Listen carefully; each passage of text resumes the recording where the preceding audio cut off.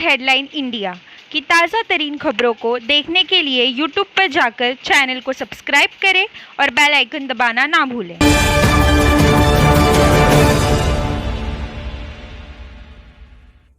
सबसे पहले तो मैं ये कहना चाहूँगा कि पिछले 15-20 वर्षों से हमारे यहाँ लगातार सीमा जी रही, कुछ दिन लाल बहादुर यादव जी रहे और अब बसपा की विधायक हैं श्रीमती सुषमा पटेल जी।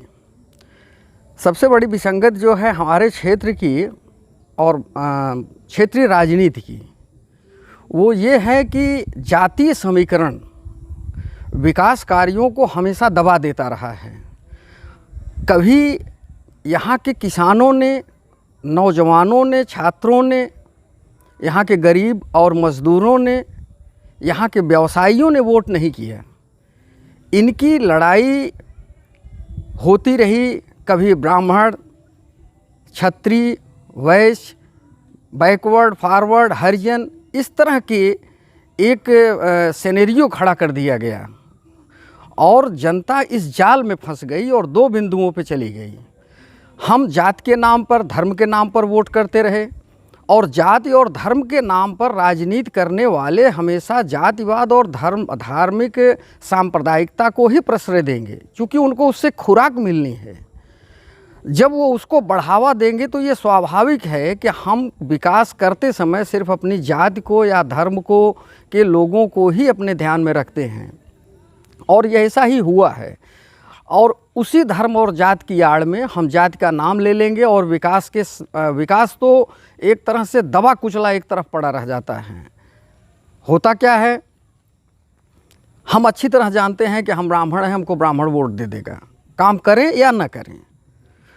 और जो कुछ विकास हुए भी उनमें तो लगता है जैसे एक बाढ़ सी आ गई, भ्रष्टाचार की अधिकारियों से लेकर के नेताओं तक में एक मिली भगत बनी रही। वो हमारी भाजपा की विधायक रही हों या बसपा की विधायक रही हों, ये देखा गया है कि सरकारी अधिकारी, उनका टेंडर उन्हीं के आदमियों को मिलना है, उनका टेंडर उनके अधिकारियों के इशारे पे जाना है। विधायकों का और सांसदों का जो सांसद और विधायक निधि मिलती है, जो काम होना है उसमें उनका कमीशन बनना ही बनना है। तो आप किस तरह से एक अच्छे मानक की आशा कर सकते हैं। बीजेपी सरकार ने, भारतीय जनता पार्टी की सरकार ने आने से पहले जनता से ये वादा किया था कि हम 100 दिन में पूरे प्रदेश को गड्ढा मुक्त माने बना देंगे, सड़कों को।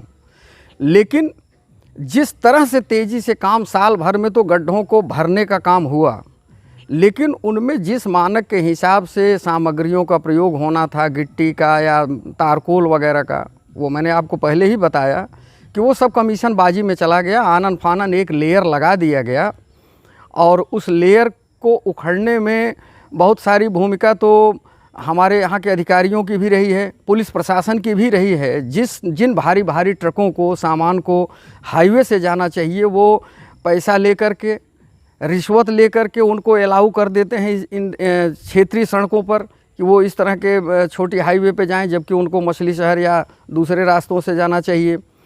और कुछ प्राकृतिक कारण हैं, जैसे अतिवृष्टि हुई है, इसका भी पक्की सड़कों पर असर पड़ता है। लेकिन मैं तो यह कहूँगा कि हमारी जो विधायक हैं और गठबंधन के जो हमारे सांसद महोदय हैं श्याम सिंह जी, इन लोगों को इसको बड़ी गंभीरता से लेना चाहिए। इस समय तो आप समझिए, जहाँ से शुरू होता है इलाहाबाद माने केशव प्रसाद मौर्य जी का, जहाँ से इलाका ख़त्म होता है, वहाँ से लेकर के आप शाहगंज तक आपको जाने में आपकी हालत बदतर हो जाएगी।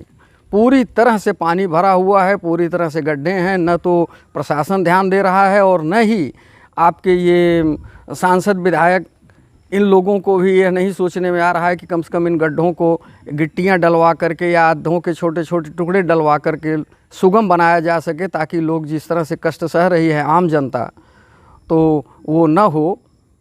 इसमें निश्चित रूप से है हमारे प्रतिनिधियों की लापरवाही। किसान तो इस समय पूरे देश का एक त्रासदी में गुजर रहा है। सबसे भयंकर समस्या किसानों की है। इन किसानों की कोई सुनने वाला है नहीं। इनको भारत सरकार ने अभी 500 रुपया महीना देने का एक व्यवस्था बनाई है कि किसानों को 2000 रुपया हर 4 महीने पर मिलेगा। लेकिन इसकी आड़ में जो खेल खेला जा रहा है कि किसान इन 500 रुपयों से क्या करेगा। उसका यूरिया का दाम आपने जो है बढ़ा दिया, वज़न 5 किलो कम कर दिया, डीजल का दाम आपने बढ़ा दिया। आज भी खाद बीज जितनी भी आवश्यक चीज़ें हैं, मज़दूर, सब पे भारी व्यय करना पड़ रहा है किसान को। किसान इन 500 रुपयों की आड़ में यह देख ही नहीं पा रहा है कि उसकी आने वाली संतान या उसकी आने वाली पीढ़ियों के लिए सरकार के पास क्या व्यवस्था है।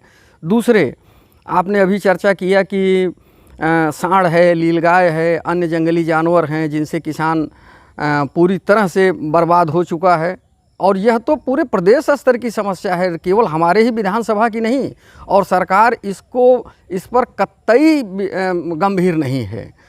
हाँ, गाय के नाम पर, गोकशी के नाम पर उन्होंने कुछ जो है ये गौशालाएं स्थापित करना शुरू किया है, लेकिन वो भी ग्राम सभा के प्रधानों द्वारा और क्षेत्रीय अधिकारियों द्वारा जो है वो सब भी मिल बांट करके बंदर बांट में चला जाएगा। एक फॉर्मेलिटी होगी, तार घेर देंगे, फिर वही सांड। सूअरों का आतंक इतना है कि लोगों ने मक्का बोना बंद कर दिया, आलू बोना बंद कर दिया। यहाँ तक कि जो बाहर से भाग करके आए इस कोरोना महामारी में, उन्होंने यह सोचा था कि हमको कुछ न कुछ कृषि में आधार मिल जाएगा, काम करने का, मजदूरी करने का, अपने जीवन यापन करने का। वो सब भी यहाँ आने से इन जानवरों के दहशत के नाते कोई काम नहीं रह गया है। गंभीरता से सरकार इसको ले नहीं रही है। और सरकार को चाहिए कि जिस तरह से वो इस महामारी से एक वायरस से लड़ रही है, उससे भयानक वायरस जो हमारे यहाँ हैं, जात के और धर्म के मुद्दे, और साथ ही ये जंगली जानवर, इनके लिए सरकार को बहुत गंभीरता से सोचना चाहिए। अन्यथा किसान और उसके बच्चे भूखों मर जाएंगे, और जब हमारा अन्नदाता भूखों मरेगा तो ये संकट देश पर भी आएगा। भारतीय जनता पार्टी की सरकार पूरी तरह फेल है, हर मुद्दे पर फेल है, हर जनहित के मुद्दे पर फेल है। जनहित के कोई भी कार्य भारतीय जनता पार्टी सरकार करने में अक्षम है। भारतीय जनता पार्टी केवल एक प्रदेश में तो घुटन महसूस हो रही लोगों को, जातिवाद, धर्मवाद, सांप्रदायिकता, इन चीज़ों को जितना फैलाया जा रहा है कि जैसे आज 20 से 40 साल का नौजवान हमारे प्रदेश का, खास करके कि जो कि गुजरात से, दिल्ली से, बॉम्बे से, अन्य महानगरों से भाग करके आए हैं इस महामारी में, कि उनके पास सोचने की शक्ति ही नहीं रह गई है 20 साल से 40 साल का नौजवान कि हमारा भविष्य क्या है, हम क्या करें, कौन से रास्ते पर चलें। उसके सामने सिर्फ अंधेरा ही अंधेरा है। और यह सरकार न तो रोज़गार के मुद्दे पर कुछ कर पा रही है, न ही किसानों के लिए कुछ कर पा रही है। शिक्षा के क्षेत्र में विद्यालयों के लिए इनके पास कोई नीति नहीं है। स्वास्थ्य संबंधी स्थिति यह है कि आप सरकारी हॉस्पिटल में चले जाइए, आपका बिना कोरोना का टेस्ट होने के पहले ही आपको पॉजिटिव का रिपोर्ट दे देंगे और आप दहशत से मर जाएंगे। ये हालत है। सिर्फ सांप्रदायिक, सिर्फ हिंदू मुस्लिम का माहौल बनाने से देश चलेगा? अरे देश तो इन गरीबों के, मज़दूरों के, किसानों के, नौजवानों के, छात्रों के, अध्यापकों के, व्यवसायियों के बारे में सोचिए, इनके जीवन के बारे में सोचिए। मैं तो यही कहूँगा कि सरकार सारे ध्यान और सारे मुद्दों से लोगों का ध्यान भटका करके वह वही ले जा रही है कि जहाँ पर हम विकास की बात न कर सकें और एक नशे में बुत रहें। इस तरह का माहौल सरकार तैयार कर रही। सरकार पूर्णतः फेल है हर जनहित के मुद्दे पर। पत्रकार महोदय जी, जैसे आप विधायिका जी की बात कर रहे हैं, सुषमा पटेल जी का, तो सुषमा पटेल जी जब से जीती हुई हैं समाज से जुड़ी हुई नहीं हैं, समाज से बाइकाट हैं। वो कहाँ रहती हैं, कहाँ जाती हैं, किसी को पता नहीं रहता है। वो समस्या क्या सुनेंगी, दिखती ही नहीं है।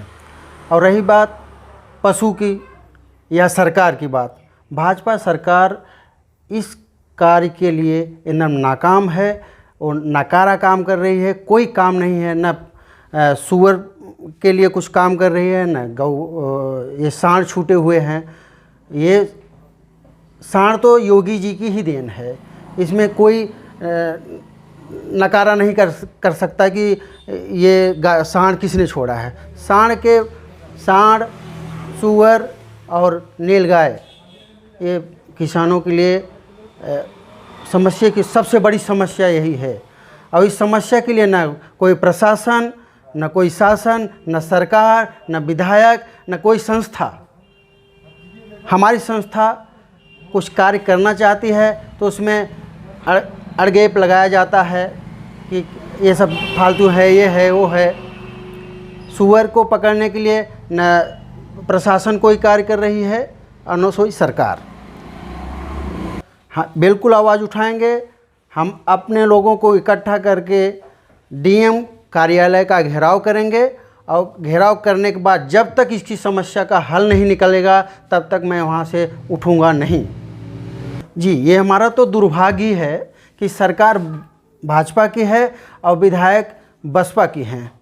अब इसीलिए कार्य मुगरा विधानसभा का कार्य रुका हुआ है, कार्य नहीं हो पा रहा है। इसके लिए तो सीधी सी बात है, सरकार मुहैया नहीं करा रही है, पैसा नहीं करा रही है और विधायक भी इसके लिए कुछ नहीं कर पा रहे हैं, ना सांसद कर पा रहे हैं। हम सांसद को तो कोई देख ही नहीं पाता है कि हमारे यहाँ का सांसद है कौन। मुगरा विधानसभा में जो सुषमा पटेल जी हैं, इनका तो कार्य समझ में ही नहीं आता, कभी दिखती ही नहीं है। तो काम क्या करेंगे? सड़कें, बिजली, सारे कार्य ठप हैं। इसमें सरकार कुछ नहीं कर पा रही है और न विधायक कार्य कर पा रहे हैं।